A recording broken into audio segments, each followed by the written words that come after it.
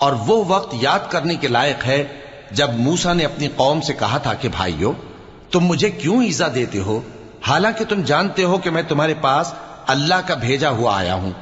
फिर जब उन लोगों ने कजरवी की तो अल्लाह ने भी उनके दिल टेढ़े कर दिए, और अल्लाह नाफरमानों को हिदायत नहीं देता। और वो वक्त भी याद करो जब मरियम के बेटे ईसा ने कहा कि ऐ बनी इसराइल, मैं तुम्हारे पास अल्लाह का भेजा हुआ आया हूं, जो किताब मुझसे पहले आ चुकी है यानी तौरात, उसकी तस्दीक करता हूं, और एक पैगंबर जो मेरे बाद आएंगे जिनका नाम अहमद सल्लल्लाहु अलैहि वसल्लम होगा, उनकी बिशारत सुनाता हूं।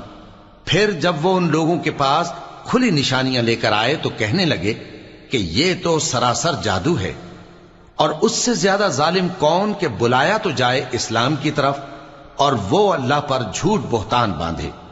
और अल्लाह जालिम लोगों को हिदायत नहीं दिया करता।